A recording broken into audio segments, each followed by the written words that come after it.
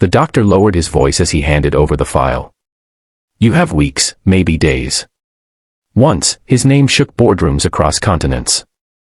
Now, the billionaire who built an empire from nothing sat alone in a hospital room, bankrupt, betrayed, and waiting to die. But what no one knew, what no one suspected, was that a quiet woman standing outside that room held proof that $280 million had been stolen from him. And exposing the truth would cost her everything. Daniel Roth had conquered the world before he turned 40. From steel plants in Eastern Europe to tech firms in Silicon Valley, his signature meant power. His word moved markets. His name commanded fear and admiration in equal measure. But power attracts shadows. It began quietly. A delayed transfer. A missing report. An investment that vanished overnight. Daniel trusted his inner circle, his CFO, his lawyers, his partners. They had celebrated birthdays together.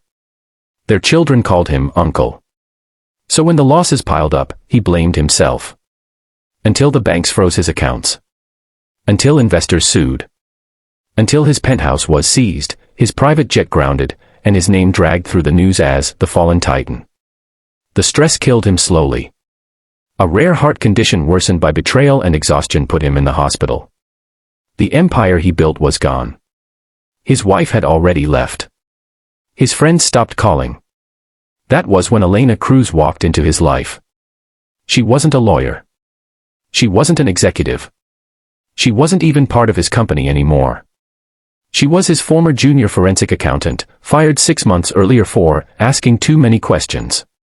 When Elena visited him in the hospital, Daniel barely looked at her. "Why are you here?" he whispered bitterly. "To see the end." Elena shook her head. "I'm here because you were robbed." Daniel laughed, a dry, broken sound. "They took everything," he said. "I know." "No," she replied softly. "You don't."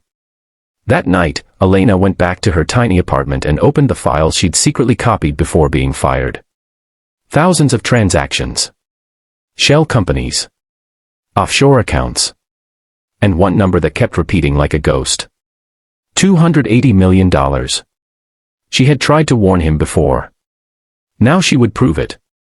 Even if it destroyed her. Elena worked day and night. She slept on the floor, ate instant noodles, and ignored the threatening emails warning her to stop digging. Her phone rang with unknown numbers. Once, a black car followed her for 3 blocks before disappearing. But she didn't stop. Because Daniel wasn't just a billionaire to her. Years earlier, when her mother died and Elena couldn't afford the funeral, Daniel had quietly covered the costs, without publicity, without praise. He never even mentioned it again. Now it was her turn. The evidence came together slowly, and then all at once. The CFO. The legal firm. The hedge fund partner. They had orchestrated a perfect financial murder. Fake debts. Inflated losses. A maze of shell corporations leading to one offshore account controlled by people Daniel trusted most. Elena compiled everything into a single report and took it to the authorities. They laughed at first. Until they saw the data. Within days, raids began. Accounts were frozen. Arrests followed. Headlines exploded. $280 million fraud uncovered, billionaire framed by his inner circle. But Daniel never saw the news. His heart failed the night before the report went public. Doctors rushed him into emergency surgery. As the machines beeped frantically, Elena stood outside the operating room, clutching the evidence like a prayer. Hours later, a doctor approached her. "He survived," he said. "Barely." Weeks passed. Daniel woke to sunlight instead of darkness. To news instead of silence. His assets were restored. The stolen money was returned. His name was cleared. But when he asked who saved him, no one could find Elena. She had vanished. Until one morning, Daniel spotted her sitting on a park bench, staring at the city skyline. He approached slowly, fragile but alive.